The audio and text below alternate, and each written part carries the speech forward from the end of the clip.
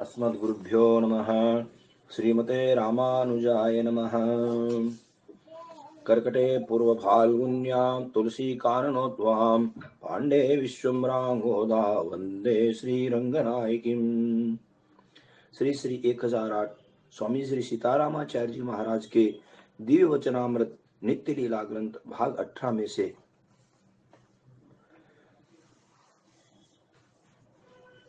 12वें प्रवचन का अनुसंधान करेंगे।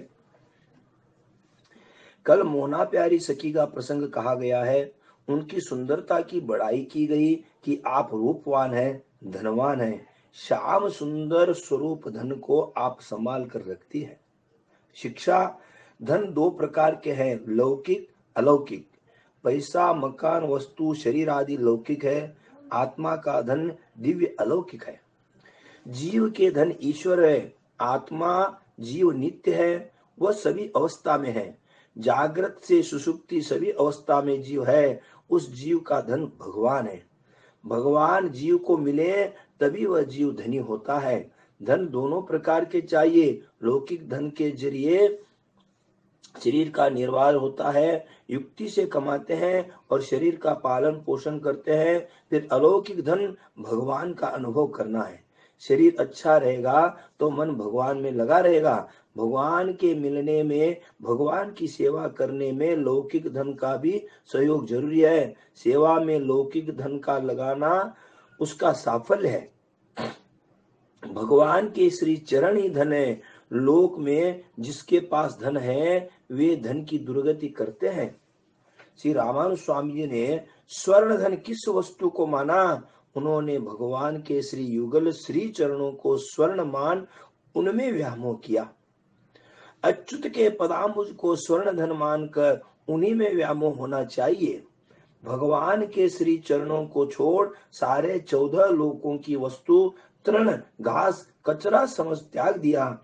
ऐसे श्री रामानुज जी स्वामी जी के साथ भगवान ने क्या किया? उनकी गोद के बालक रत्न बने।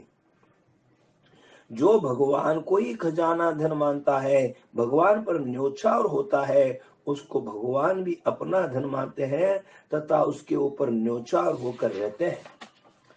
श्री गोदम्बा जी मोहना प्यारी सखी से कहती हैं, अनादि के प्राण प्यारे हमारे प्राण धन से हम लोग बिछड़े हुए हैं, उनसे अब मिलना है। आप मोहन की परम प्यारी हैं, आप आगे चलिए। प्रभात होने की पहचान बताती है।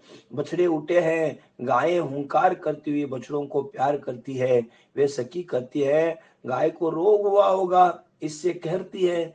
इस प्रकार से वह सखी विवाद करती है। बछड़ों के प्रेम में मग्न हुई गाय के स्वप्न स्तन से दूध टपकता है। आप गाय के समान हम पर भी प्रेम करिए, मीठे वचन तो बोलिए, हम लोग सब आई हैं। वे शिक्षार्थ कहती हैं, गायों का दूध टपका नहीं, वह तो दूहने के समय का ही लगा हुआ है, ऐसा तर्क करती है। इस पर श्री गोदम्मा जी कहीं कि कृपा करे, तर्क न करिए। तर्क संशय शंका ये सब विरोधी की चीजें हैं। महात्मा श्री तुकाराम जी ने कहा है, भगवत प्राप्ति में संशय तर्क बहुत विरोधी होता है, महान हानिकारक है। तार्किकी का संग भगवत शरणागतों को कभी नहीं करना चाहिए। प्राइवेट निजी गुप्त धन छिपा कर ही रखा जाता है। अपनी निष्ठा प्रेम भाव स्नेह मंत्र मंत्रार्थ ये अपना खजाना अपने को खास छिपा कर रखना है, संभाल करके। जगत में चतुर बनने वाले ही ज्यादा धोखा खाते हैं। यथार्थ चतुरता की वस्तु ही न्यारी है। चतुर अपने को लोग आजकल मानते हैं पर मुंह पर रोशनी नहीं है। ऐसों से भगवान दूर ही रहते हैं। भगवान तो भोले भाले को ही चाहते हैं। व्रज के गोप ग्वालिन बड़े भोले भाले थे। श्री कुंती जी ने भगवान से यही मांगा, गरीबी और भोलापना। भोले भाले गोप गोपियों की विजय हुई, उन्हें भगवान भली प्रकार से मिले और चतुर कहने वाले ब्रह्मा तथा इंद्र की हानि हुई। जो लोग मुमुक्षु भाविक हैं, उन्हें तो संसार में नामी पंडित कहने वाले चतुरों से सदा दूर रहना चाहिए। नहीं तो धोखा है। इसलिए कृपा करके रामानुज स्वामी जी ने 72 वाक्य में शिक्षा दी है कि श्री तत्वत्रय श्री मंत्रत्रय का अर्थ जनाने वाले का ही संग करना चाहिए और दुनिया के तार्किक उपायांतरियों का संग कभी नहीं करना चाहिए, अकेले ही रहना चाहिए। मुमुक्षु को चाहिए कि सीधे साधे रहते हुए वाद विवाद तर्क वितर्क में फिजूल समय न बितावें और न ऐसे लोगों के समीप जाकर उनकी वृथा बकवासी सुने। किसी के पास परवश बैठना पड़े तो वहां से मौका पाकर गुपचुप बहाने से चल देवे। जो तर्क वितर्क संशय करते हैं वे लोग ठग हैं, पता भी नहीं चलेगा, जेब काट लेवेंगे। अपने पास का गुप्त धन बचाना है न अपने को। श्री गोदम्मा जी श्री जी हैं, वे सखी मोना प्यारी को श्री लगाकर बोलती हैं, श्रीमती आपके भाई भगवान के मित्र हैं, वे श्रीमान हैं, आप श्रीमती हैं। भगवान की तरफ चलते ही विभीषण जी को वाल्मीकि मुनि जी ने श्रीमान पद प्रदान किया। गजेंद्र डूब रहा था, उस समय भगवान का नाम लिया कि श्री व्यास जी महाराज ने गजेंद्र को श्रीमान पद दिया। श्री गोदम्मा जी कहती हैं, देखिए मेघ जल बरसाना ही चाहता है। ऐसा कहने में गुप्त भाव श्याम सुंदर भगवान का दर्शन मिलन शीघ्र ही होगा यह है। मेघ की बूंदे गिरती है ऐसा कहते हैं तो उत्तर मिला कि कहाँ खड़ी हो, अंदर आ जाइए। सब मिलकर प्रेम से संकीर्तन गान करती है। मोना प्यारी सखी मगन है, शीतल होकर रह गई है। धन्य है उसको कि जो भगवान नाम गान सुनकर गदगद रोमांचित हो उठे और शीतल हो जाए, वह उच्च कोटि का प्रेमी है। जिसे छंद पद कहने में प्रेम से कंठ रुके, नेत्रों में जल भरावे, समझो वहां भगवान पधारे हैं। उस सखी को श्री मुकुट गोल कपोल जालिम जोर जुलूप जामा श्री नयनों का और मंद मुस्कान का दर्शन हो रहा है। अपार शोभा देखती है, अनुभव दर्शन करती है। श्री गोदम्मा जी कहती है, बहन मुंह क्यों ढांकती है। वह सखी लंबी श्वास लेती हैं, लेटी हैं, स्वांग करती हैं, परमानंद अनुभव में है। श्री गोदम्मा जी कहती हैं, उठो बहन किवाड़ खोलो। सब सखियां संकीर्तन गान करती है, प्रेम मधुरता से संकीर्तन कर रही हैं। वह सखी तो भगवत साक्षात अनुभव आनंद कर रही हैं।